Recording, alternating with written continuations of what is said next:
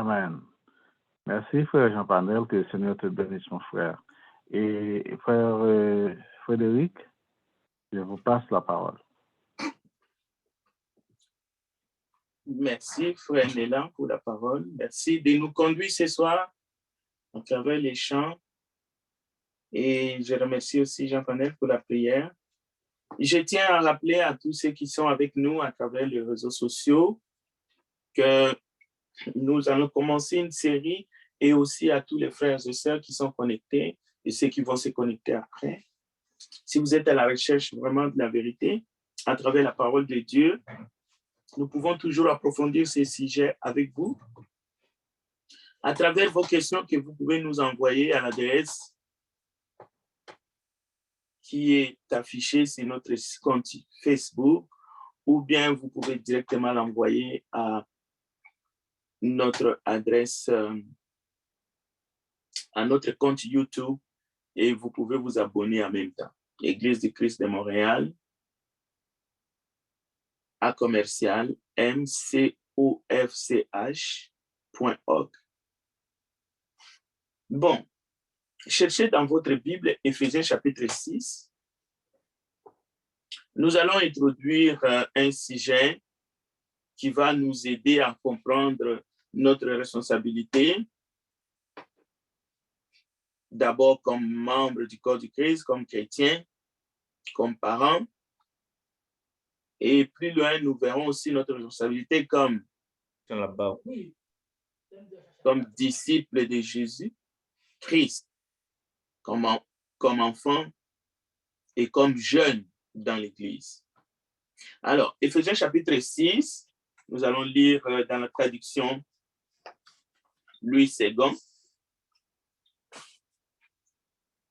Nous lisons la parole de Dieu. Et enfants, obéissez à vos parents selon le Seigneur, car cela est juste. Honore ton père et ta mère.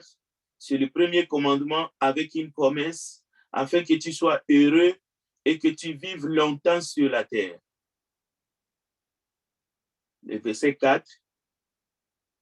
Et vous, pères, n'irritez pas vos enfants, mais élevez-les en les corrigeant et en les instruisant selon le Seigneur. Serviteurs, obéissez à vos maîtres selon la chair, avec crainte et tremblement, dans la simplicité de votre cœur, comme à Christ, non pas seulement sous leurs yeux, comme pour plaire aux hommes, mais comme des serviteurs de Christ, qui font de bon cœur la volonté de Dieu. Servez-le avec empressement, comme servant le Seigneur, et non des hommes, sachant que chacun soit esclave, soit libre, et recevra du Seigneur selon ce qu'il aura fait de bien. Et vous, maîtres, agissez de même à leur égard et abstenez-vous de menaces, sachant que leur maître et le vôtre est dans les cieux et que devant lui, il n'y a point d'acception de personne. Voilà les 9 versets dans lesquels nous allons essayer d'approfondir nos connaissances, toujours dans le but de faire du bien. Toujours dans un seul objectif, de faire la volonté de Dieu. Mais de rendre service, de travailler comme pour le Seigneur et non pas comme pour les hommes. Alors, nous allons naviguer sur ces 9 versets un peu comme l'Esprit va nous guider. Alors, j'ai choisi d'abord, et vous, pères, n'irritez pas vos enfants.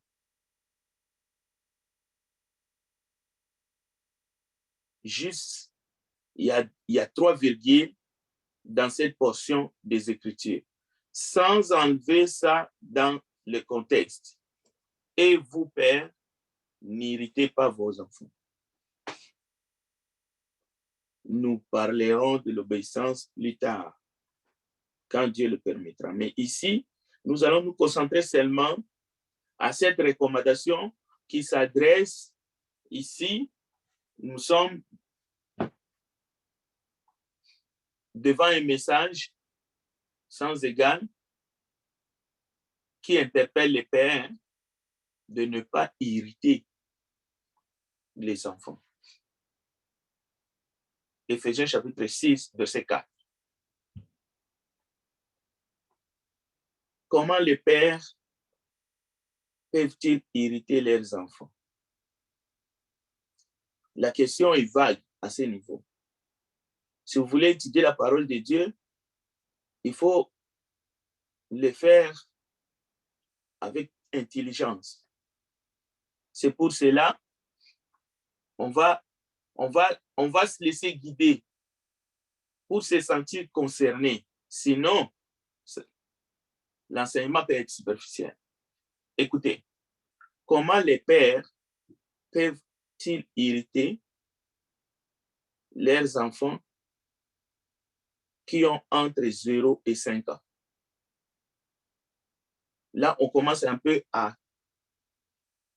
vouloir, parce qu'un père, c'est quelqu'un qui a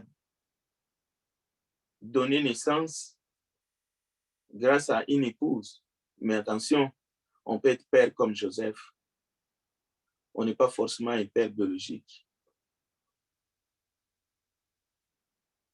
Est-ce qu'on peut trouver des exemples concrets? Comment est-ce que les pères peuvent irriter ces enfants qui ont entre 0 et 5 ans? Après, on va évoluer. Parce que l'imagination humaine, la ruse du diable, peut faire que vous lisez ces textes, père, n'irritez pas vos enfants, et vous ne voyez que des enfants qui ont l'âge majeur, c'est-à-dire des enfants qui ont dépassé l'enfance, l'adolescence, et qui sont adultes. Non, il n'y a pas d'âge ici. Mais c'est seulement dans la compréhension que tu peux aller toi-même te positionner. Si tu es à la recherche de la vérité, si tu ne cherches pas à se justifier. Deuxième sous-question. Au fait, d'habitude, lorsque nous enseignons, on enseigne avec l'optique qu'on nous pose des questions. Mais il y a une autre façon d'enseigner où on pose des questions dans l'enseignement. Et on ne recherche pas des réponses tous azimuts, parce que ça pourrait aller dans tous les sens. Mais ça pousse à la réflexion pour que chacun aille travailler et trouve des réponses à son âme et conscience et cherche à mettre en pratique la parole de Dieu. Pourquoi l'obéissance et le respect? Mais ici, dans les textes, nous n'allons pas l'aborder ce soir. Mais vous avez entendu dans la lecture. Pourquoi l'obéissance et le respect dans les premiers et les deuxièmes versets d'Éphésiens chapitre 6 est dû aux deux parents? Honore ton père et ta mère. Enfants, obéissez à vos parents. Il est père, mère. Mais dès qu'il est question de l'irritation des enfants, c'est le père qui est visé. Posez-vous la question, pourquoi?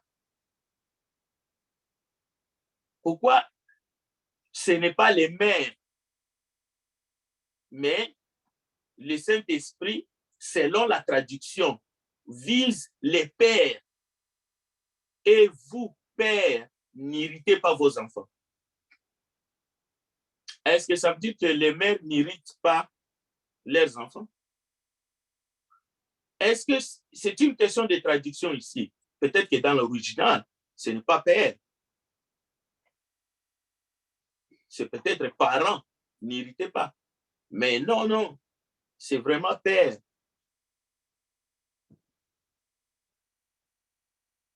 Bon, n'y a-t-il pas des mères qui jouent les deux rôles à la fois?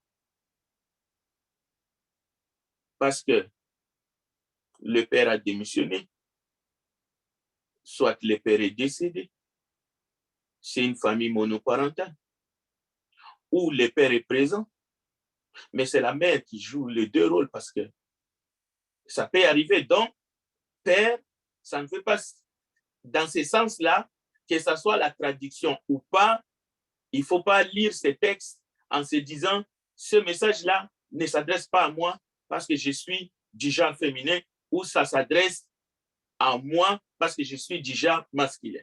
Non.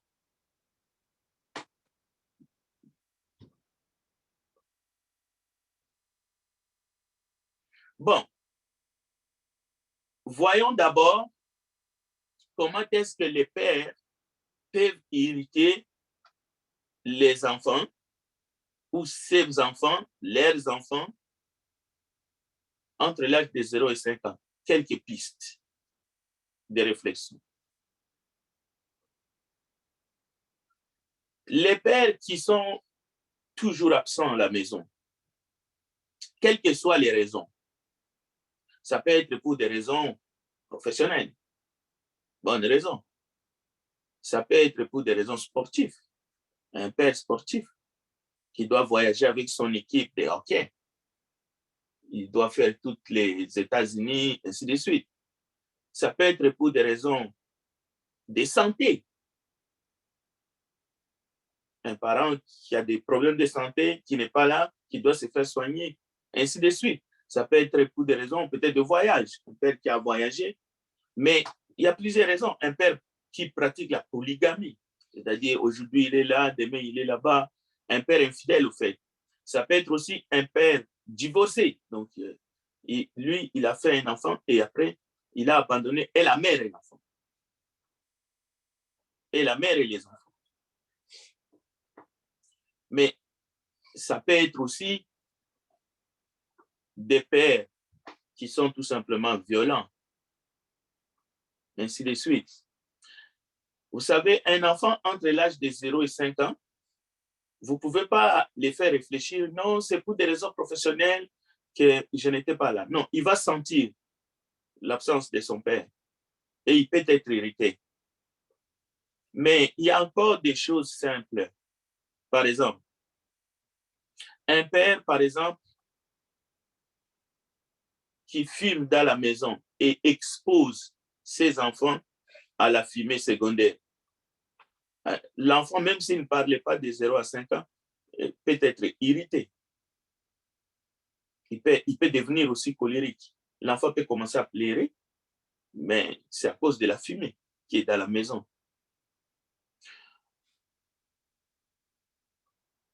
On peut irriter les enfants à l'âge déjà dès leur naissance par notre indifférence. C'est-à-dire, un enfant peut sentir le rejet. C'est-à-dire, on ne reconnaît pas la grossesse dont on est responsable. C'est un rejet. Alors, les enfants développent des pathologies. L'enfant n'a jamais été reconnu. L'enfant ne connaît pas son père. L'irritation, voilà la source. Et on peut multiplier des exemples.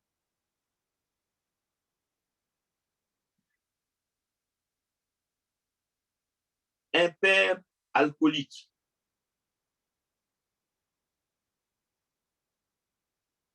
Ouais, il boit avec sa bouche. Mais tout le monde est victime de l'odeur.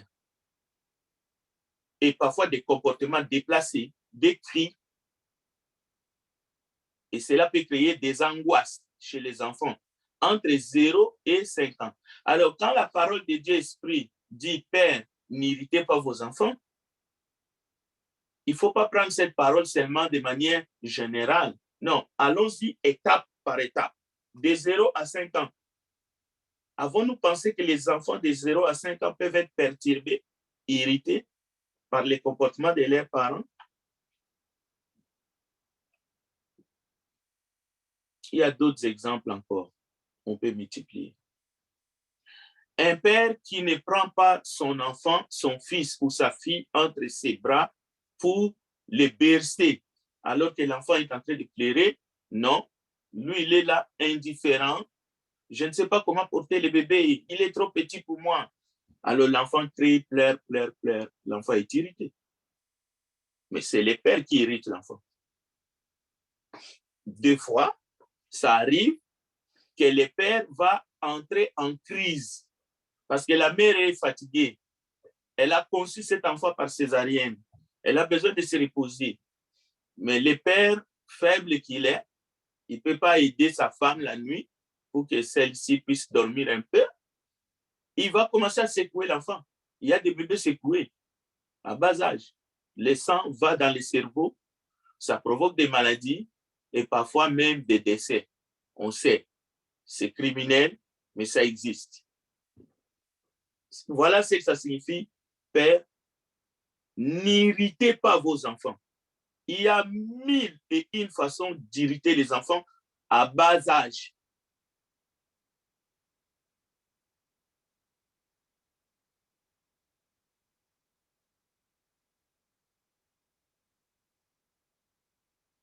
Un père, ce n'est pas celui qui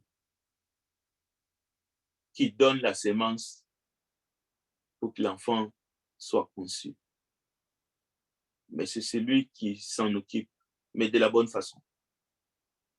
L'éducation va venir après. Tu ne peux pas commencer à éduquer un enfant de 1 an, de 2 ans, de 3 ans, de 4 ans. Écoutez, c'est interdit de frapper un enfant dans plusieurs pays. Mais les enfants de 0 à 5 ans sont victimes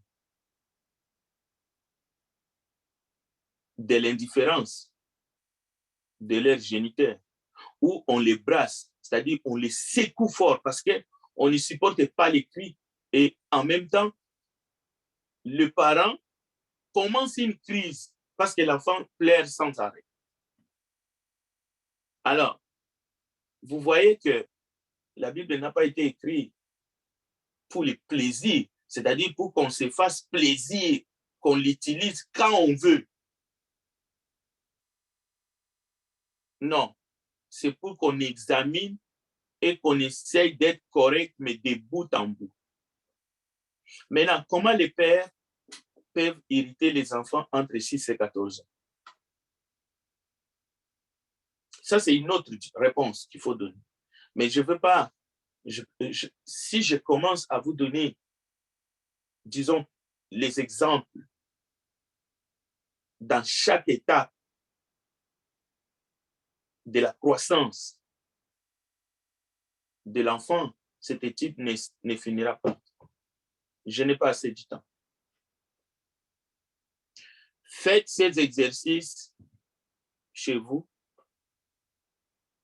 et allez-y jusqu'à un âge indéfini. Les pères sont capables d'irriter même les enfants de plus de 50 ans.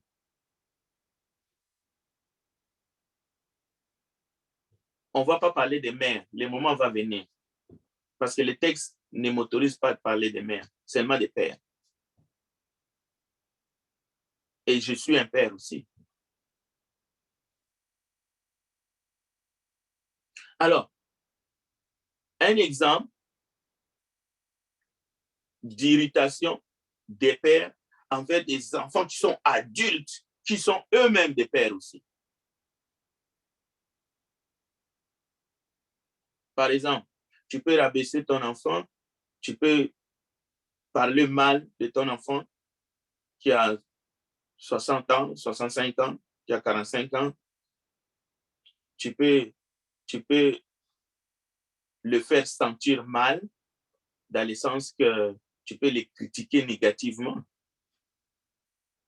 Mais tout cela a des conséquences terribles. Irriter ses enfants, c'est une chose, mais il y a des conséquences qui vont venir.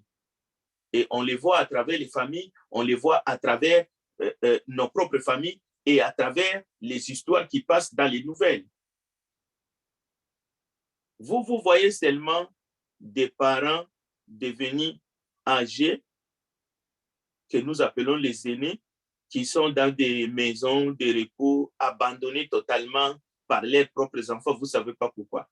Peut-être que c'est une punition qu'on est en train de l'administrer. Il est en train de payer peut-être ce qu'il a fait subir à ses enfants. Je ne dis pas c'est bien. Vous allez entendre aussi des enfants qui vont lever la main. Et d'ailleurs, c'est écrit dans la Bible. Il y a des enfants qui vont lever la main contre leurs parents. C'est-à-dire battre le père ou battre la mère. Des conséquences de tout ça. La Bible dit seulement n'irritez pas. Mais il y a des conséquences des fois. Mais ce n'est pas lorsque vous levez la main contre votre père, vous levez la main contre votre mère, quelle que soit la raison, ben, vous êtes maudit. Encore une fois, c'est la Bible qui vient, qui nous donne des réponses. Nous aurons l'opportunité de lire. C'est-à-dire, vous ne pouvez pas dire, ah, moi, j'ai levé la main parce que mon père m'a irrité. Coup, boum, le père va là-bas, il tombe. Ainsi de suite. La Bible dit, tu es maudit. Tu es maudit, tu ne t'en sortiras pas. Tu peux faire ce que tu veux. C'est la même chose comme tout à l'heure, là, je disais, écoutez, la violence n'est pas justifiable d'aucune façon. Bon.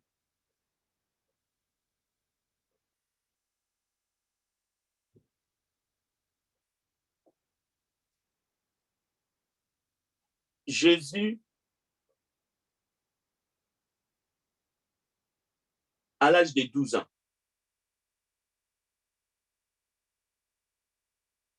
disons d'abord que souvent, lorsqu'on prend l'exemple de Jésus, dans plusieurs auditoires, notre cœur, notre mentalité charnelle nous dit, écoutez, il faut seulement laisser. Oui, Jésus n'était pas un enfant comme tous les autres enfants. D'accord. C'est comme aujourd'hui. Il existe des enfants qui sont précoces, des enfants qui sont éveillés. C'est-à-dire, ils sont en avance si on les met avec les autres enfants de leur âge.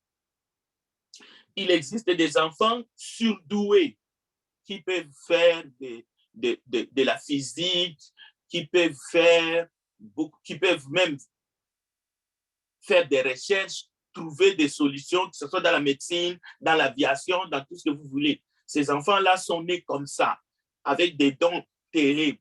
Eh bien, c'est tout à fait vrai. Mais Jésus, la Bible nous le présente comme un enfant qui est né et à l'âge de 12 ans avec des parents, Marie et Joseph, qui a grandi normalement. Et nous allons voir en étant soumis. Mais la raison pourquoi nous citons Jésus comme exemple, ce n'est pas parce que nous voulons épater ou nous sortons de la réalité. Non, c'est la Bible qui nous demande de le prendre comme notre exemple, comme notre modèle. Si la Bible n'a pas dit qu'il est notre exemple, qu'il a pris le corps, il est venu pour nous montrer l'exemple à suivre. Jamais un homme qui soit prédicateur, évangéliste, ne prendrait pas l'exemple de Jésus pour le mettre devant des gens qui sont de la race adamique, comme je suis. Et d'ailleurs, vous allez voir dans l'exemple que nous allons voir pour clôturer l'étude d'aujourd'hui. Parce que le but de l'étude d'aujourd'hui, c'est un commandement. Parents, n'irritez pas vos enfants. Mais nous allons progresser petit à petit. Il y a plein d'autres choses à faire. Ça ne se limite pas, parents, n'irritez pas vos enfants. Non, non, non. Il y a plein des arguments. Il y a 9 versets. Il y a des choses qu'il faut faire. Mais il ne faut pas les faire une fois. Il faut les faire continuellement jusqu'à la mort. Et c'est pour cela, j'ai essayé de démontrer dans cette étude-là, c'est moi qui donne les tranches d'âge pour n'irriter pas. Mais écoutez, même dans le cadre de n'irriter pas et dans le cadre de l'obéissance et tout là, il n'y a pas de limite d'âge. C'est des choses qu'il faut vivre avec. C'est-à-dire à n'importe quel âge, les relations parents-enfants des mères. Mais il y a une manière de faire la volonté de Dieu, de rechercher toujours ce qui plaît à Dieu et il faut continuer à le faire. À moins qu'un jour, un enfant, il prend un marteau et il efface un père ou les pères qui pètent complètement les plombs, qui met un terme à la vie d'un enfant. Et ça, c'est criminel, c'est une abomination. Dieu, il ne faut jamais faire les choses en dehors de ce que les Écritures nous demandent. Alors, revenons maintenant à l'exemple de Jésus, à l'âge de 12 ans. Donc, en parlant de Jésus, ne regardons pas le côté divin de cet enfant. Parce que même bébé, lorsqu'il reçoit des dons, des cadeaux, de mages, non, ils viennent l'adorer. Donc, ce côté-là, on ne peut pas l'occulter. Mais en parlant de Jésus à l'âge de 12 ans, nous regardons son côté humain, enfant, avec un père et une mère. C'est-à-dire un père qui est là, qui l'élève, qui l'éduque, qui lui donne des conseils. Tu dois faire ceci, tu ne dois pas faire cela, ainsi de suite. Et Jésus grandissait. La Bible dit Jésus grandissait en sagesse, ce qui n'est pas le cas pour tous les enfants que nous sommes, ou les adultes que nous sommes devenus. Mais la parole de Dieu nous exhorte encore ce soir.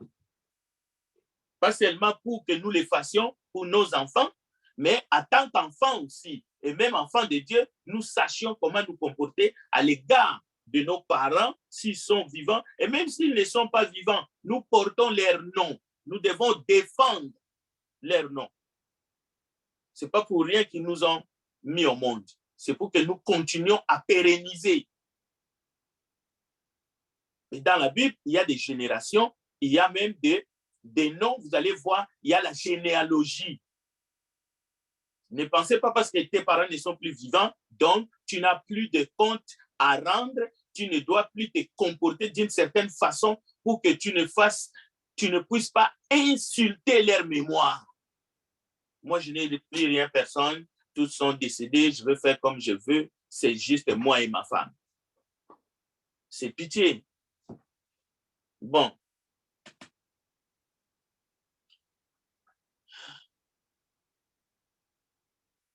Au sujet de Jésus, il n'a jamais commis un seul péché, étant ici bas sur la terre. Cela veut dire quoi? Cela veut dire que Jésus n'a jamais irrité ses parents. On peut l'affirmer. Toujours exemplaire. Le voilà. Jésus-Christ, le fils de Marie et du charpentier. Lui, il n'a jamais irrité ses parents. Il n'a jamais irrité quiconque. Il n'a jamais péché au fait. Mais est-ce que ses parents, est-il arrivé un jour, ils ont irrité Jésus? Lui-même, le charpentier? Est-il arrivé que les frères de Jésus l'ont irrité? Monte, toi aussi, à Canaan.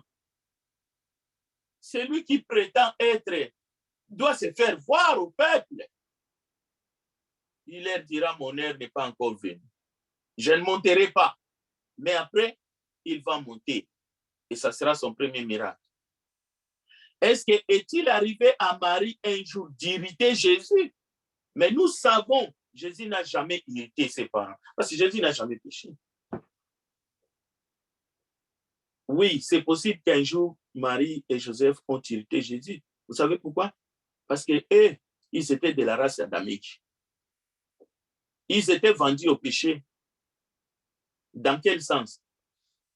En grandissant, ils ont commis déjà des péchés.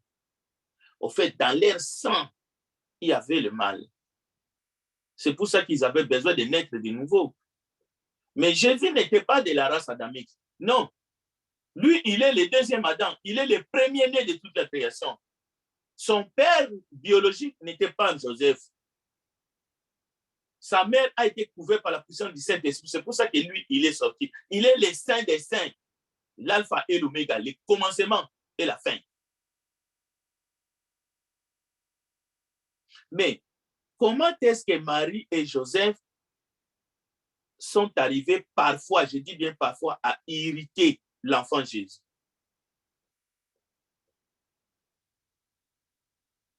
Ou indigner, l'indigner. Il y a des moments, tu écoutes la réponse qui sort de la bouche de Jésus, on dirait qu'il est indigné.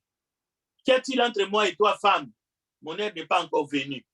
Cela veut dire, tu me demandes quelque chose, d'accord, tu es ma mère, mais Jésus va faire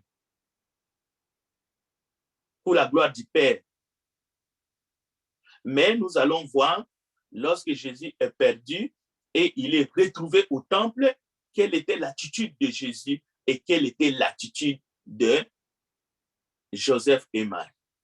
Marie va dire à son enfant, mon enfant, tu nous as fait de la peine, moi et ton père. Cela veut dire quoi? Marie donne l'impression que Jésus vient de leur faire de la peine. Parce qu'en tant que parent, vous savez bien, quand vous êtes dans une grande manifestation comme la fête des Pâques à Jérusalem, dans l'époque, et que vous ne voyez plus votre enfant, même s'il a 12 ans, mais le nombre de pèlerins,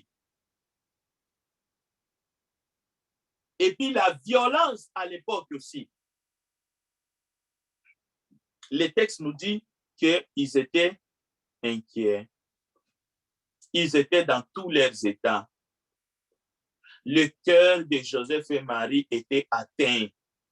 La déchirure du glaive. Qu'est-ce qui est arrivé à notre enfant?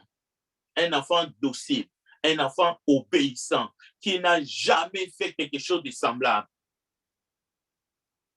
Mais la Pâque juive a donné un retournement imprévu. Donc, le parent recherche leur enfant qui leur a échappé. C'est-à-dire, Jésus pouvait bonnement dire à ses parents, je vais rester parce que je dois échanger avec les rabbins, avec ces gens qui sont ici, les maîtres de la loi. Mais il ne l'a pas fait. Mais les deux parents aussi n'étaient pas attentifs. Au fait, ils croyaient que Jésus était avec eux ou avec les autres parents, mais lorsqu'ils arrivent, non, Jésus n'était pas avec les autres pèlerins, Jésus n'était pas avec les autres membres du village, Jésus n'était pas. Mais là, l'angoisse commence. Ils commencent à les chercher. Alors, ils retournent au temple, sûrement guidés par Dieu. Les voilà, l'enfant sans péché, Jésus est retrouvé parmi les maîtres de la loi. Marie, sa mère, Joseph, son père adoptif, les deux remplissent convenablement leur rôle d'encadreur, d'éducateur. Voilà maintenant.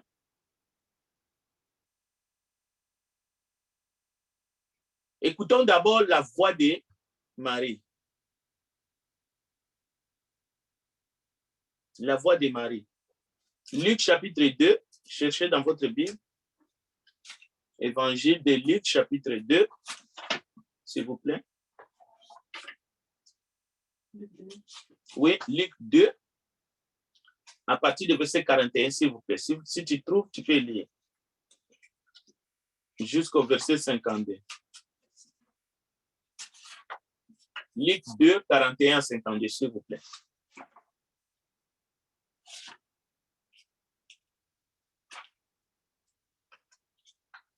Les parents de Jésus allaient chaque année à Jérusalem à la fête de Pâques.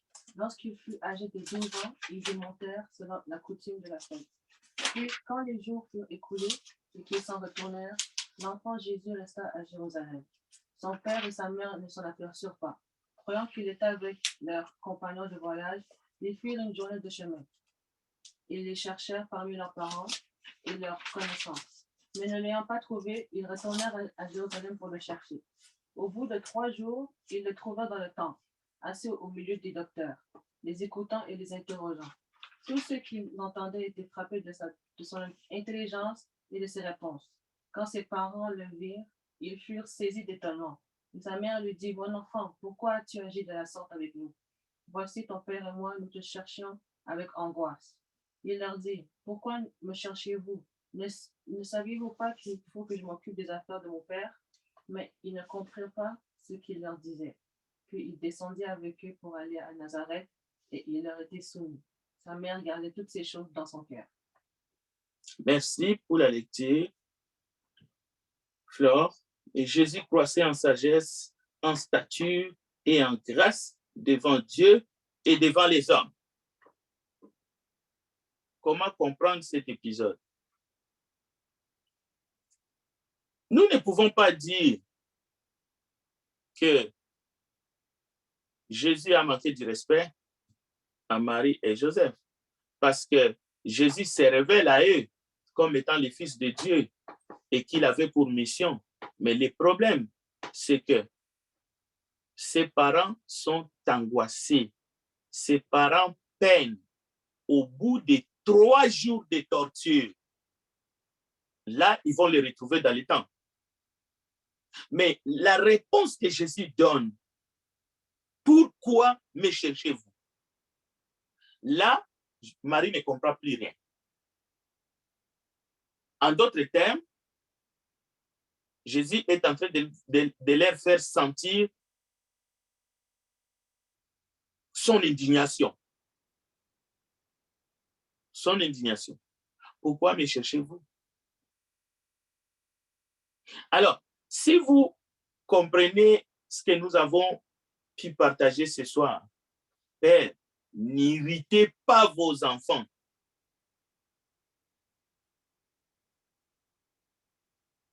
On peut sortir un sous-titre, hein, le contrôle. Aujourd'hui, une des raisons pourquoi les enfants d'un certain âge sont irrités, c'est non, vous me contrôlez trop. Ou bien vous voulez m'imposer votre point de vue. C'est vrai, c'est pas normal. L'esprit de contrôle, ça c'est clair. Mais dans notre texte aujourd'hui, dans l'étude que nous sommes en train de faire, lorsque Jésus dit « Pourquoi me cherchez-vous » ne savez-vous pas comment est-ce que nous allons savoir Jésus? Est-ce que tu nous l'avais prévenu?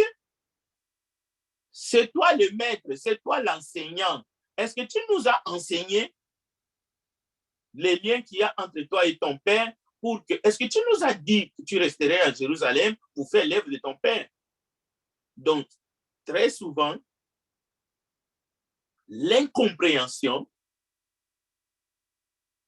peut être un sujet d'angoisse, d'indignation, mais aussi d'irritation.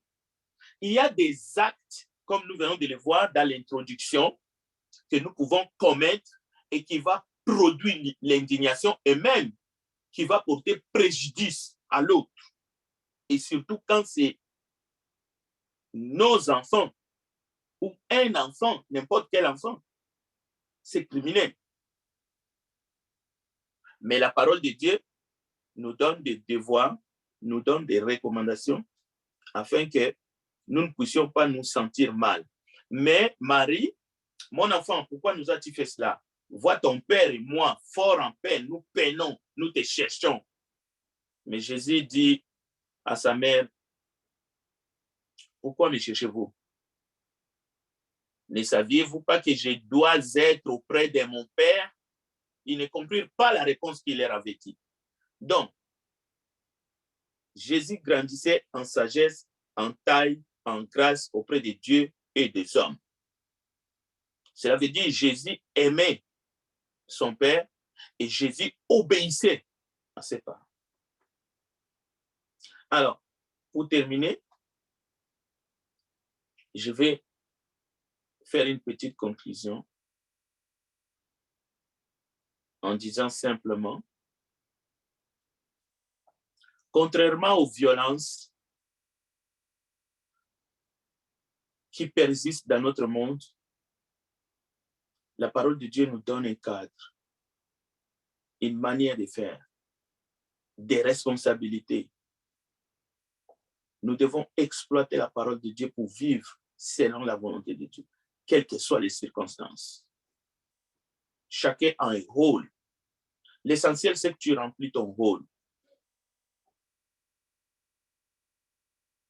L'essentiel, c'est que tu fasses ce que Dieu, en t'envoyant dans ce monde, t'a donné comme mission à accomplir. Mais tu ne peux pas changer ce monde. Tu ne peux pas changer des gens qui sont autour de toi. Tu ne peux pas. Que Dieu bénisse sa parole. Je vais profiter pour laisser ces quelques minutes pour notre frère Nélan qui dirige pour aller vers la suite. S'il y a quelques questions, nous les prendrons à cœur joie. Frère Nélan, toi la parole. Que Dieu vous bénisse. Merci. Merci, frère Frédéric.